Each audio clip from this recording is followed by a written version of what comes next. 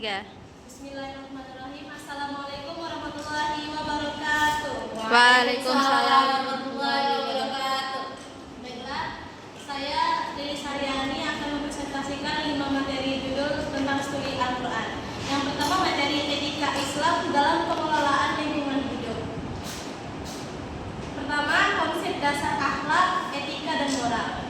Dalam Islam, akhlak berarti budi pekerti yang selaras dengan kehendak Allah Subhanahu wa Ta'ala. Sedangkan etika dan moral dalam Islam tidak hanya berdasarkan pada akal dan perasaan, tapi juga berpijak pada ajaran agama Islam. Kemudian ada ajaran Islam tentang lingkungan hidup. Yang pertama, alam. Alam itu diciptakan oleh Allah Subhanahu wa Ta'ala yang bernilai dan juga harus dijaga. Yang kedua, ada manusia. Manusia berperan untuk menjaga keseimbangan ekosistem tersebut. Ada 2 ajaran dasar tentang etika lingkungan. Yang pertama, Rabbul Alamin, yang artinya Tuhan semesta alam. Yang kedua, ada rahmatan lil alamin, rahmat bagi seluruh alam. Kemudian ada 3 tahap beragama berdasarkan etika lingkungan. Yang pertama ada ta'abud, yang berartikan jaga lingkungan adalah kepatuhan kepada Allah Subhanahu wa Ta'ala. Yang kedua ada ta'aqli, jaga lingkungan secara akal dan logika. Yang ketiga ada takaluk, yaitu artinya jaga lingkungan harus menjadi akhlak. Baiklah, materi yang kedua yang berjudul Mukjizat dan Ijaz Al-Quran atau kajian aspek keistimewaan Al-Quran. Sebelum itu, pengertian mukjizat dan ijaz. Apa sih yang dimaksud dengan mukjizat? Mukjizat adalah bukti. Mukjizat adalah kejadian luar biasa sebagai bukti kebenaran kenabian. Sedangkan ijaz adalah ketidaksanggupan atau ketidakmampuan manusia dalam menandingi kestrukturan bahasa dan keunikan dan makna dalam Al-Quran. Selanjutnya, unsur-unsur mukjizat. Yang pertama, hanya diciptakan oleh Allah Subhanahu wa Ta'ala.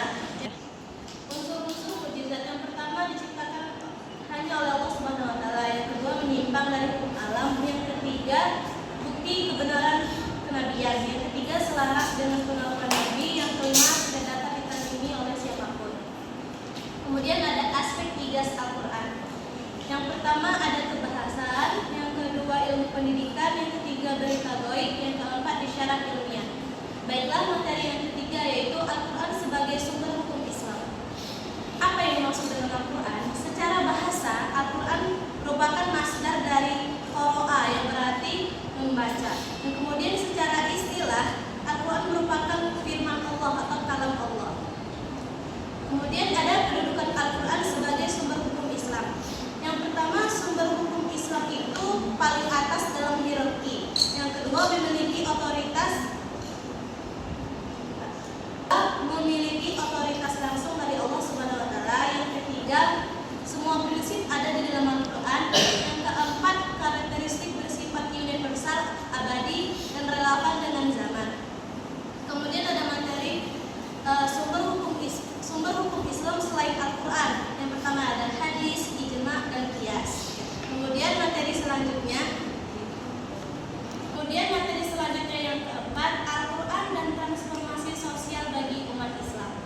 Ada 3 kerangka teoritis Qur'ani untuk transformasi sosial. Yang pertama ada al-ibtala, yang artinya perubahan sebagai ujian. Yang kedua ada al-tamkin, al-taghyir, dan al-tamhis. Istilah tafsir ini digunakan oleh para penafsir untuk perubahan. Yang ketiga ada metode normatif sebagai etika sosial seperti keadilan, amanah, dan ihsan.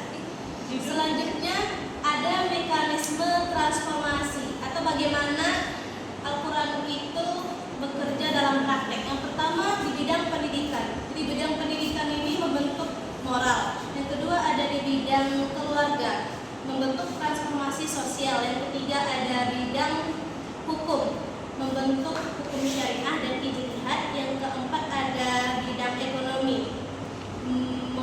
membentuk model bisnis etis. Baiklah, materi yang kelima yaitu asbabun nuzul Al-Quran. Asbabun nuzul Al-Quran. Secara bahasa, asbabun nuzul itu berarti sebab-sebab turunnya ayat Al-Quran. Sedangkan secara istilah, asbabun nuzul adalah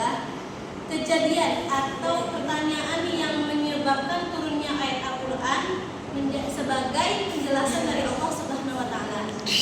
Kemudian ada macam-macam sebab turunnya ayat Al-Qur'an. Yang pertama, perselisihan antara manusia. Yang kedua, kesalahan dari seseorang. Yang ketiga, keinginan atau permintaan dari sahabat Nabi. Yang keempat, pertanyaan kepada Nabi menjawab tentang hukum atau peristiwa sesuatu yang terjadi. Selanjutnya ada hikmah asbabun nuzul, ada 3. Yang hikmah pertama, membantu memahami makna ayat Al-Quran secara tepat. Yang kedua, mengetahui hikmah di balik penerapan hukum oleh Allah Subhanahu wa taala. Yang ketiga, menguatkan iman dan cinta kita kepada Al-Quran. Sekian, terima kasih teman-teman yang telah mendengarkan materi saya. Kemudian saya akan kembalikan kepada moderator. 3. Baiklah, selanjutnya kita masuk sesi ke tanya jawab. Yang pertama kita persilakan kepada Ayah Azari untuk bertanya kepada pemateri. 3. Assalamualaikum warahmatullahi wabarakatuh. Perkenalkan, saya Ayu Azari akan bertanya kepada Kak Lilis. Untuk Kak Lilis, pertanyaannya, apa itu sebutkan macam-macam asbabun nuzul? 3. Baiklah, saya akan menjawab pertanyaan dari Ayu Azari tentang sebutkan macam-macam sebab turunnya ayat Al-Quran. Yang pertama, terjadinya perselisihan antara manusia. Yang kedua, kesalahan yang dibuat oleh seseorang. Yang ketiga, permintaan atau keinginan dari sahabat Nabi. Yang keempat, pertanyaan kepada Nabi tentang hukum atau peristiwa yang terjadi. Gimana Ayu? Baiklah, yang kedua kita persilakan kepada Fadilah Nadia Putri Asibuan untuk bertanya kepada pemateri.